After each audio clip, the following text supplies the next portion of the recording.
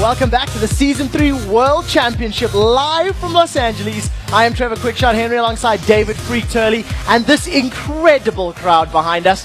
We're just about ready for the first match in Group B, North America's Vulcan versus the European champions Fnatic.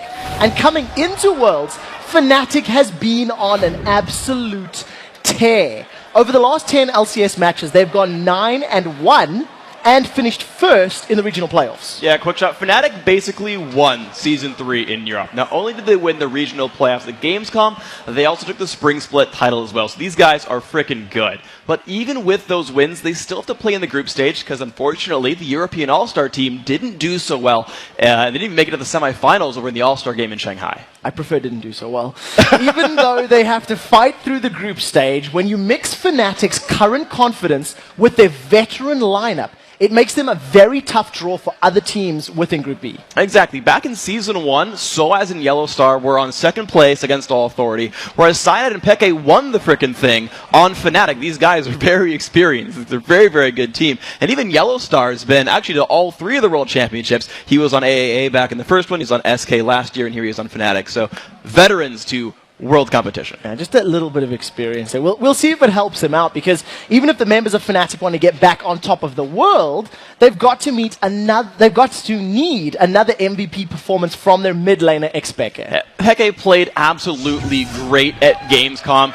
These are the top teams in Europe he's fighting against, and puts down a score like that. He won the MVP award thanks to aggressive dives, solid split pushing, deadly dueling. This is the Fnatic play style is, Peke, go win the game for us, be awesome. And he's done that so far. These are things he's got to keep doing the entire time. He's done this the entire split as well. You can see his gold per minute at 383, 312 kills throughout the season. Guy puts up numbers. That's a lot of kills. But today, Peke will be laning against from North America's record-setting mid laner, ManCloud. Sure. So Peke, that deserves a cheer. That deserves a cheer. Absolutely. So Peke got the most kills for Europe last split, but ManCloud set the record for most kills in a single LCS split on either side of the pond, in either split, 167.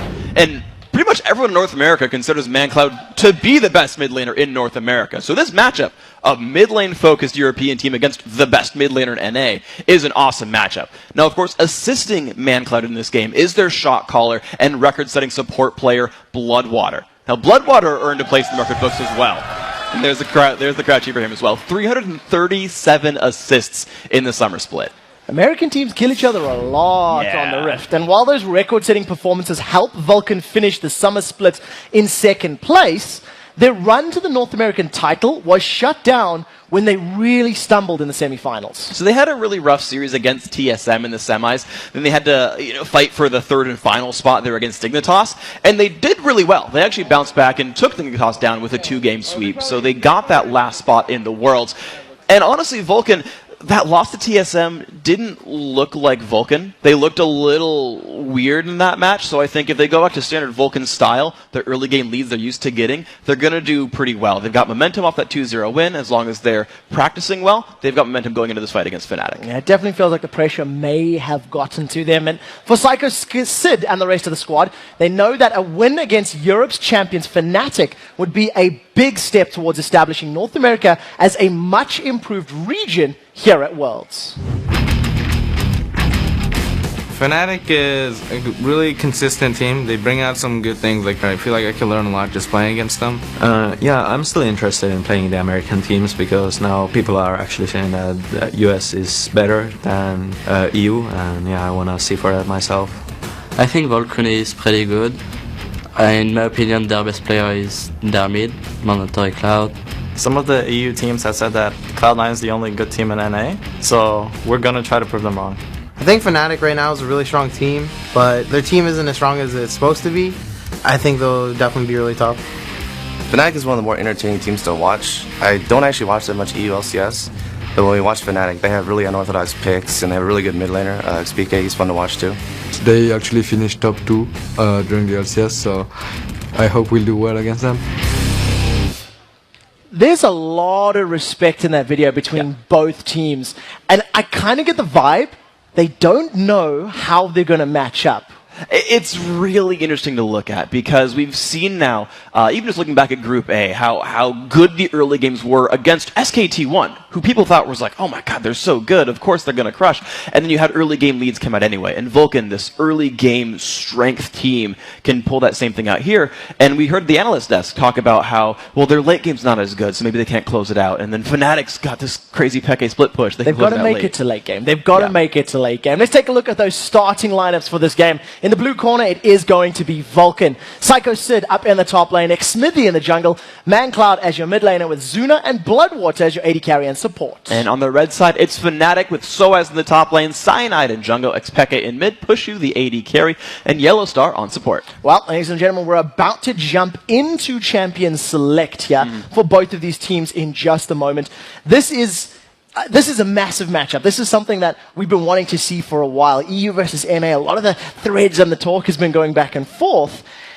Picks, both of these teams are fairly different in most of the other lanes, but there is some contested picks in that mid lane. Yeah, so the mid laners both play a lot of heavy assassins there. Ahri, Zed, Twisted Fate even in there as well. The only real difference is that Peke plays a bunch of Kassadin, and that's one of the other sort of standout picks that might separate these teams. But you've got some pretty shared stuff there. And there's the Kassadin ban. Vulcan knows it's not something that we play, it's something that you play. But also the AD carry lanes are pretty similar as well. They've both been playing recently a lot of Ashe and Varus, playing sort of utility-based AD carries, but also, to add on to one side, the Caitlyn in there for both these guys. It's the Tristana that's actually unique for Zuna. That'd be an interesting pick to see if it goes into the ban phase. So my question now, how does Psycho Sid adapt to the new patch, 3.10, 3.11? We know he likes to play a lot of the Shen, a lot of the Zac. Yeah. He's even played a bunch of Cannon up in the top lane. Are we expecting a Cannon from him, or maybe something different? That's what I was going to start pointing to, is that he can play both the tanky frontliner guys who plays the main tank, let Xmithy play more damage, or he can play the guys who fight a lot of Jace, a lot of Kennen. We've seen from him in the past, Elise as well. So honestly, he's one of the more versatile top laners, and I think he can roll with the punches with any given patch. Well, we'll have to see how the rest of these bans go out. Kassadin, Ashe, Shen, and Zed have been removed. A lot of these really being quite targeted comfort bans for most of these players. But Ahri is still up and available. ManCloud and Peke both value their champion as it gets taken away. And I'm very interested to see the Twisted Fate, because I know, again, both of these mid laners like to run it, and Xpeke has actually played it recently as well, even after the changes. Yeah, it's interesting because I want to know how their champion pools have spread out. Most of these guys have started to play Fizz as well, and there's actually a lot of good viable assassin options there. I remember actually Nuke Duck learned Talon because he's like, well, they keep banning out my other assassins, I'm going to go learn another one so I can't be banned out. There is, in fact, the TF ban you pointed out. So now it's a lot of mid lane focused bans. The Shen removes from Sid, but Zuna still has all the AD carries he wants to play. I would not be surprised to see him grab Tristana. There's honestly a world of options there for the first pick in the mid as well, because you'll see how these teams shape up their strategies, and it's going to be Orianna.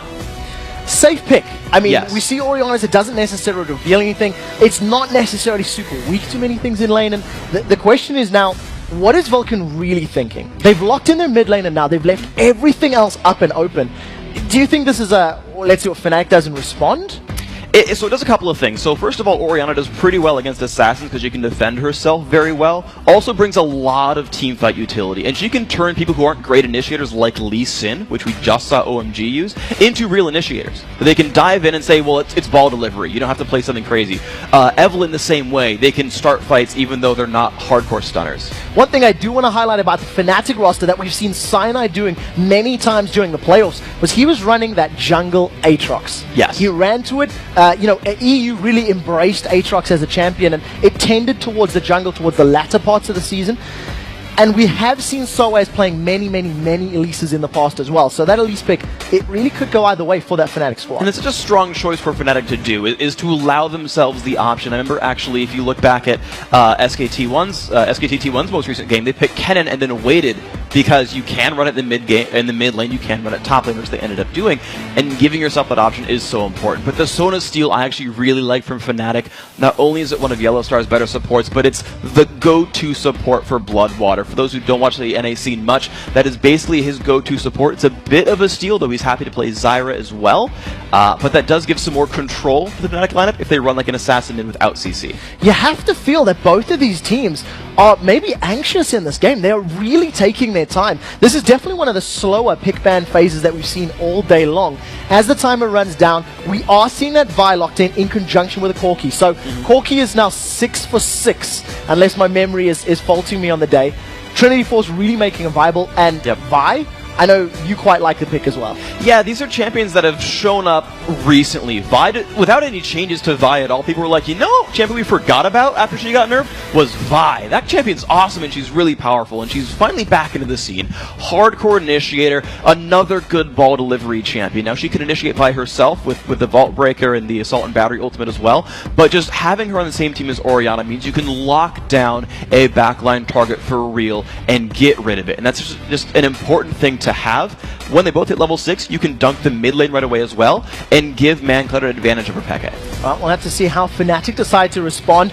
If that is a solo lane Elise, it could also be jungle. Jarvan for the likes of Cyanide. Cyanide and Smithy, both of their sort of preferred junglers are still all up and available. The Lisa and the Jarvan, things like that. At the moment, it does look like it's going to be locking in that Lissandra. This is a champion that we haven't seen in a little while. Yeah, so it was actually temporarily banned from play for a bug that we ended up fixing and put back into Worlds, so now she's available again. But this was the sort of the final pick here for Fnatic's mid lane for Peke. It was one of the remaining routinely picked mid laners for him. So Lissandra coming in here. Honestly, I like the matchup against Orianna because you can self-ult and dodge the Vi Initiate. You can self-ult and dodge the Shockwave as well. You can turn the lane into a farm lane. And then Lissandra's roaming is better than Orianna. So Peke will actually be able to make more moves than ManCloud can make throughout this game. We've also seen Soaz playing Lissandra during the course of the regular summer split as well. So, you know, this could be a situation where Fnatic are leaving their final pick to be the top lane counter, or the mid lane counter rather, if Cyanide's going to run that jungle Elise, which he's also done before. So I'm just seeing so much versatility from Fnatic. If you're a Vulcan player, is this the right choice? The Nasus and the Zyra, going to close that one out. That's going to be jungle Nasus if I'm not... No, top lane Nasus. Yeah, so I actually like the fact they went Nasus here, because what Fnatic has actually done successfully is gotten to counterpick every single one of their lanes. They pick mid lane second, they're going to pick top lane second here unless they decide that it's going to be Elise in the top lane here. And as well, the Corki showed before the Caitlyn, so every single carry matchup, Fnatic got to pick and say, here's what you're bringing, here's what we're bringing to build an advantage here. So I think Fnatic have sort of played the pick ban phase very, very well. But now by Vulcan picking up Nasus for the top lane, he's actually going to be very, very good against guys like Jackson or Aurelia, who are auto-attack based and can carry a game. And he's picked a matchup that is safe in 1v2, is safe in a 1v1, and actually has certain counter matchups without any real bad matchups for himself. So we'll have to see how well it can actually be played once the game does go. 8 seconds left on the clock. Fnatic currently sitting on that Yorick. And again, we really need the dust to settle here for Fnatic once the swaps come in to really see how these lanes are going to set up against one another, because there is so much versatility. I would expect this to be a lane Yorick. Yeah, he played that a lot throughout the European regional. There is that 5% chance it's jungle Yorick top Elise, because yes, SOS plays Elise, and yes, people like Levelin play jungle Yorick, but this is the 99% likely, or 95% if you listen to what I said 5 seconds ago, 95% likely setup right here is that top Yorick. The teleport here on SOS allows him to split push against the Nasus, but the thing I like about this Nasus pick for Vulcan is you can charge Siphoning Strike on Yorick ghouls. It's not that hard to do, and as it stacks up, you can almost one-shot them. So Sid's going to be a very farm Nasus, and against an auto-attacker like Caitlyn, very susceptible to Wither. It's going to be very difficult for Soaz to maintain control over Psycho Sid's lane. Both of those top laners running teleports. We'll have to see how they can impact the rest of the map. And while the teams spawn into their bases, let's take a look at who you guys actually think is going to win this matchup. According to lolesports.com, 74% believe that Fnatic are going to lock down the win. So this is interesting now because we had different votes come in from the analysts. For once, we finally decided for the first time. Different people. Yeah. So Monty and Crepo picked Fnatic here. Kobe and Doublelift picked Vulcan. So if you guys are right, then you're all going to tie the NA analysts up there with Kobe and Doublelift getting it wrong. We're finally going to start breaking up that top of the standings. They're 4-1 right now. We'll have to see who is going to pull ahead. Make sure you guys keep voting. Head over to lolesports.com and actually vote for who you think is going to win. We are playing this awesome minigame all throughout the worlds. As we're loading up into this game, Vulcan versus Fnatic, this is the first game of Group B. Are we expecting any early shenanigans from these teams? Early shenanigans, it's hard because there's not the best ganks early on from Vi. You can force the issue, But as we saw from TSM against Gaming Gear, they actually waited until the Aubin hit level 6 and then just pile drive the bottom lane. Though as we saw from Lemon Dogs, you can force things early on. If anyone really makes the early move, I think it's Cyanide, because Elise is a great early ganker, and you have pretty good follow-up from Peke on Lissandra as well. Well, we'll have to see how well Cyanide can make that Elise work. Remember that Vulcan are on the blue side of the map, Fnatic on the red. And as it starts out, both teams posturing themselves towards very defensive, almost doorman duty, making sure that neither team is able to invade the jungle and get any sort of early vision down. It's interesting because both teams have very good brush checking. You've got the Spiderlings from Cyanide. You see it jump out right there. Allows them to run into this brush. So Fnatic safely got a ward in, but this isn't like the Lemon Dogs or SKT early ward games where they got heavy wards on the enemy red buff and then dove in. Vulcan, a bit of a later invade here, but that will also get spotted by Soaz. Well, Soaz playing a little bit of guard duty. He's going to back away as Psycho Sid, Zuna, and Bloodwater move themselves in. Peke is off to the side, though, so if there were a couple more members of Fnatic, I may have tried to pinch them in instead. Vulcan with a little bit of a later ward. This time, not exactly on the red buff, but it'll give them information of as and when Cyanide's moving through his jungle. What's important now is actually where the lane matchups go, because we've seen early games sour based on where the two-men sort of like the 2v1s go and where the junglers end up starting. So I want to look, and it's Psycho Sid being given a 1v2 in the bottom lane. Because of the ward put down right above the Lizard camp here, they knew Fnatic's dual lane was down at the bottom, and they said, we're going to crush Soaz 2v1. Sid, just survive with Spirit Fire bottom lane. We'll deal with you later. Well, we'll see how effectively these 2v1 lanes match up. As you can see in the mid lane, both of our champions, Mancloud and Expect, are battling it out. Yellowstar and Pushu, they've moved themselves in. They're challenging Psycho Sid and Smithy here. This is a 2v1. Red buff was secured by Smithy, and they're going to get away. Cyanide forced to flash over the wall as an invade from Vulcan is now applying a lot of focus damage down. Cyanide, 200 HP. That's a flash forward from Zuna. 100 HP, 50. First blood secured. That's in Zuna's back pocket. He now has a red buff to back it up. Peke rooted in place, down to 110 HP. Zuna's trying to chase. It manages to pick up the kill. 2 early kills for Vulcan. And that's what happens in 2-on-1 lanes. You pressure the buff if it's getting started with only the top laner there. You can build a numbers advantage. Vulcan, they defended it because it was a simple 2-on-2. No one else tried to stop. But Vulcan grabbed Mancloud to the top lane and said, you're going to make this a 3v2 and get us the lead. So a great start here for Vulcan. Now I do want to highlight there that a teleport was used by Peke in the mid lane. Soaz actually swapped to Ignite at the last second, so he does not have that map presence available, just so we can keep tabs on that one. And Cyanide now, without his red buff, is now going to try and solo off this blue himself.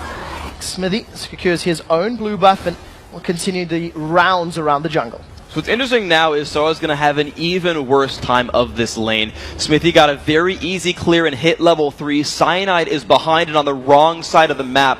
If Vulcanus wants this turret, Soaz must give it up. So Soaz is going to at least see that Xmithy is coming. Vault Breaker gets charged. Soaz gets smashed down. You see those denting blows hurting really much right now. And Soaz loses 50% of his HP. Zuna and Bloodwater left uncontested. They're damaging a lot on this top tower. And what's funny about this is Vulcan won't lose their bottom turret for this because Cyanide hasn't left his own jungle, and because Nasus is actually very, very good at 1v2. He has a point in Spirit Fire early on. He can keep his turret in much better shape. He can leave the lane and teleport back, and he'll be in good shape.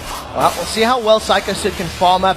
At this point in time, there's nobody from Fnatic responding to this top lane. At 4 minutes, 10 seconds on the clock, this tower is down to a couple hundred hit points, and it looks like Vulcan are just going to continue denying the CS and the golden experience from Fnatic. It was a very important choice here for Vulcan. They could continue to siege the top lane and keep pressing that advantage, sacrificing the bottom lane turret, because the thing to remember is Sid's turret now is down to about 1/3. A dedicated 2v2 won't necessarily keep that turret alive for long, because Caitlyn Sona can keep pushing. Even if Vulcan lane swaps back to the bottom, Vulcan might just want to... that's a little tricky by Zuna. But they actually might just want to stay up here and trade turrets despite everything. Well, we'll see what they decide to do. That tower is very, very low. Does get taken down. So before 5 minutes on the clock, Vulcan with a very, very strong early advantage. Doublelift mentioned it. He's talked about it all day long, about how Vulcan are so good at getting an early lead. But we've seen Fnatic over in EU play from behind many, many times. Smitty's coming down to this bottom lane. May step over a Caitlyn trap. Does manage to avoid that snap trap. And Pushu and Yellowstar running a little bit of interference now, trying to be a bit wary of Xmithy's positioning. Yeah, so now it's important to note what the map state is right now. The bottom lane turret only has 650 health left on it. It's very fragile and being shot right there by Fnatic. And there you can see, right, even though the dual lane is swapping back, this turret is dangerously low, potentially picked up right here by Pushu. Yeah, 1 or 2 more auto attacks should be enough. It's down to 1 auto attack.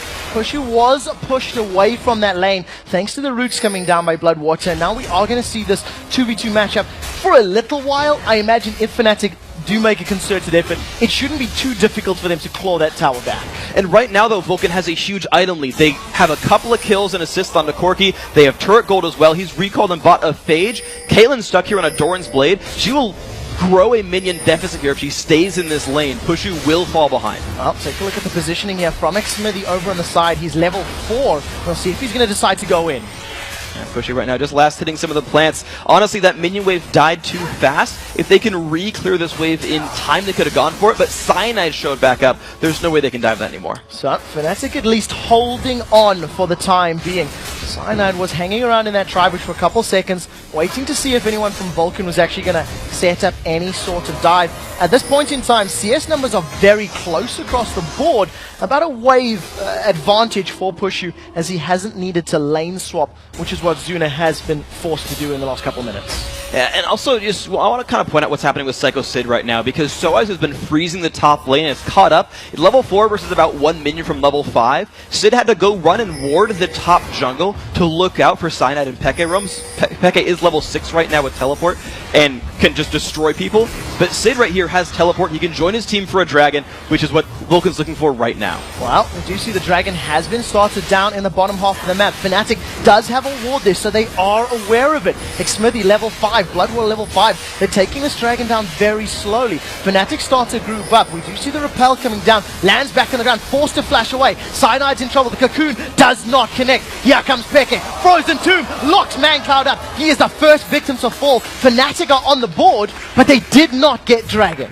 They did not, and they let the Nasus stay in the top lane in a very pushed lane and just shoved Soaz to his turret. Of course, a cash positive for Vulcan right here, but as we always know, they have to keep the pressure on. They can't let that Fnatic late game get scary. Well, we do see Soaz and Psycho Sid bashing against one another. While we've got a brief moment, let's talk about this lane Nasus. Oh, we do see Pushu taking some damage in the bottom lane. Freak, I remember we were discussing the Siphoning Strike farm on Nasai in games that we're seeing. What sort of rate should we be expecting on that Q-Stacks? Okay, so everyone knows the whole 10 minion kills per minute mark. If you break that, you're amazing and are farming minions really, really well.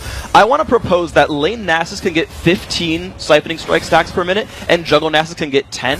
And I'm happy to tweak those numbers as time goes on and we learn more about how these players play, but I want to keep track of 15 per minute and see where he goes in this game. And just remember that of normal minions, 10 minutes. That's going up by +3 per Siphoning Strike, and on larger minions and monsters, it'll be +6. Psycho Sid right now is at +66, so we always like to keep tabs on those Siphoning Strike stacks, as it were. So as in Psycho Sid, they're not paying each other any attention at all. That is the definition of a tanky bruiser farm lane. Yeah, exactly. You have the early Doran shield here for Soaz, wants to take less damage from auto attacks. There's the push finally from Fnatic. They have so many minions here, but Vulcan, doesn't matter, the minions are theirs. There's the push lane from Caitlyn and Sona. When the turret's that low, you're going to get it eventually. It's a matter of time. And Vulcan, of course, going to lose that, but they're still going to try to build a farm lead. The top lane, we talked about it being a farm lane as well. That's happening so far. Well, Xmithy charges up this Vault Breaker. He was toying with the idea of jumping on Peke, but did decide against it at the end of the day. Backs away cleanly. Once again, Psycho Sid, he's basically pitching a tent and frying some s'mores right now because he stayed there so long. 44 CS, Negatron Cloak to his name, finally backed away. And Fnatic, you can feel the tension in their gameplay right now. They're not willing to contest or fight because of that early advantage that Vulcan were able to accrue. And Vulcan just now have the ability to dive themselves. Smithy is level 6 on Vi, and ManCloud's Shockwave is up. They've rotated Bloodwater to the mid lane here.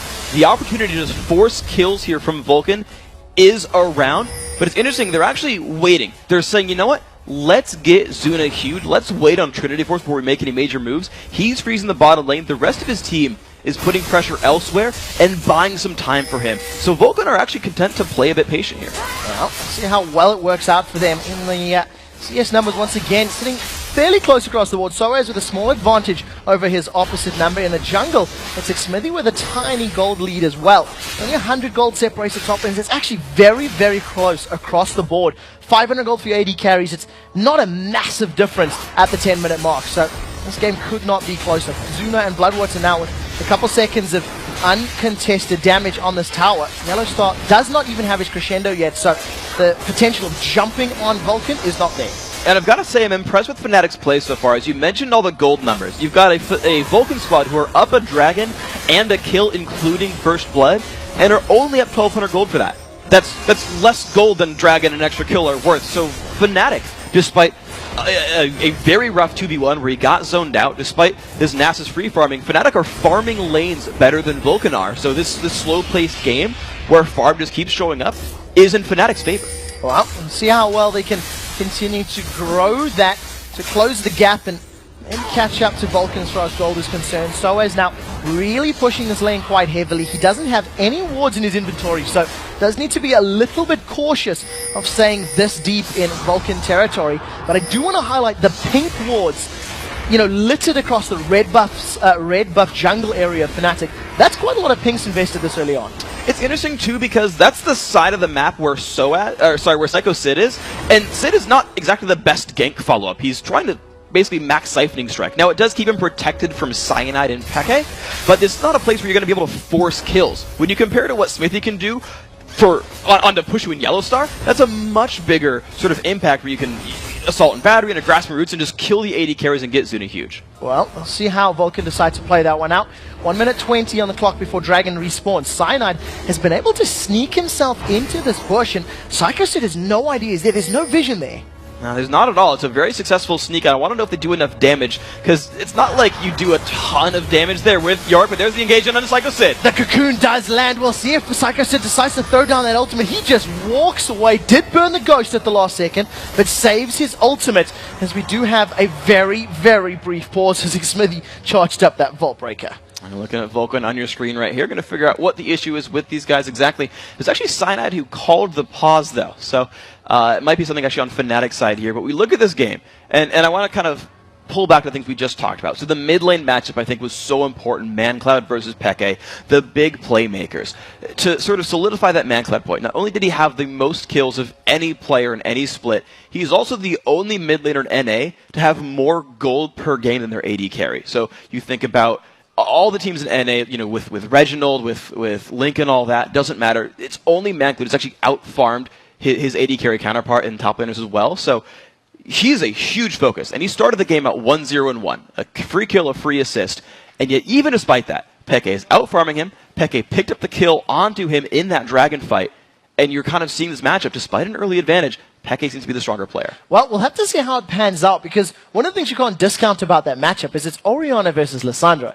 Both of these champions have the ability to kill one another, but they also have the ability to save themselves from one another. Yes. It's an interesting matchup for players that we know are so diverse in their champion picks, to have these sort of arguably utility mages as their lock-ins for this game, because you know, they fill so many different roles. They really do, and it's fun to watch players like that who can play all the big assassins who roam around and pick up kills all the time, or play the initiators, or play the far back farmers like Karthus. And the depth of the champion pool is always interesting to watch, and how it shapes how the teams play. So, just so you know, it is a keyboard and mouse issue with Peke. We are busy working to resolve that one. I got a question about these top lane champions. It is going to be the Nasus taking on the Yorick. So we know that, you know, the later the game gets, the more impact that Siphoning Strike of Nasus will have. But it's pretty difficult to engage in a Lissandra who's going to be slowing the whole way down, etc.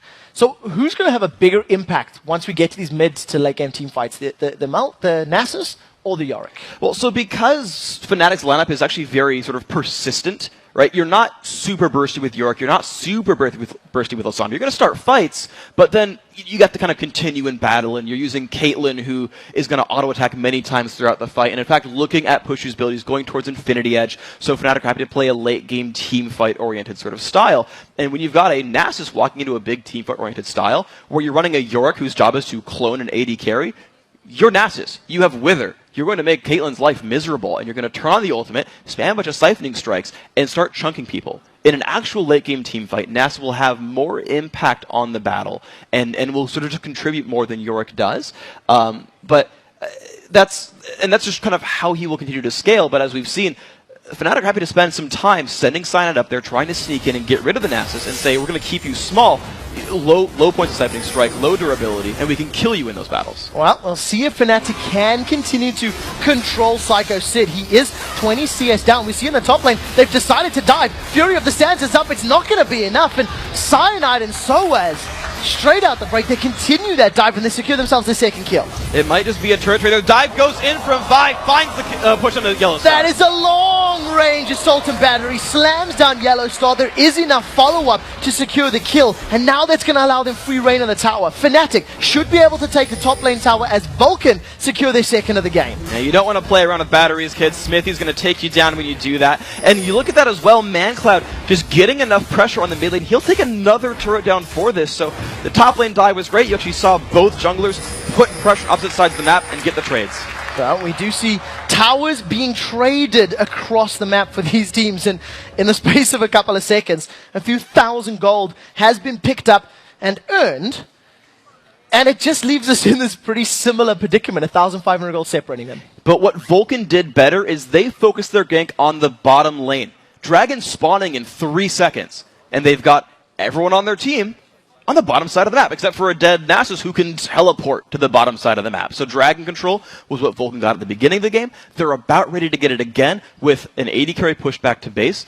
Peke's recharged. Okay, he recalled. He's going to be nice, but you already had Athene's finish from the Orianna for ManCloud. He's got full resources. He's ready to play that. That's going to be fine. So I believe we do have actually a replay of that team fight that just took place a couple of minutes ago. So Freak, talk us through the specifics of this top lane dive. So it's basically Elise just diving right in there, and Psycho Sid ultimately has nowhere to go. There's actually a lot of persistent damage output here with all the voidlings they can, or the little spiderlings and all the ghouls they can summon. It's basically a standard dive against someone who has burned their escape tool. Nasus has no innate escapes. Cyanide's first gank forced the Ghost to get burned a little bit, maybe prematurely. I don't think he necessarily needed it, but with that down, they know there is nothing Nasus can do. Not only was it a 2v1 dive, they had all the ghouls, they had all the little spiderlings. That's just a numbers mismatch. It wasn't fair at all. It was like a 15 versus 1. They had a minion wave too. Yeah, see, Fnatic, they need the numbers to win fights. They don't fight fair. But it worked out, so that's what matters. In terms of kills, it's 3-2, so Fnatic are a little bit behind. We are still working on that keyboard and mouse issue, guys, just so you are aware. The Xmitty dive, to me, rings true or tells me quite a lot about Vulcan's playstyle in that they're not afraid to dive deep, because that was a hell of a long way to go. And it was insta-flash followed up by both Zuna and Bloodwater. Yeah, and that's what you can do with Vi. That is the Vulcan play style, I think, that Doublelift was referring to when he's like, yeah, they're a really good team. They get ahead early. They can make a lot of plays.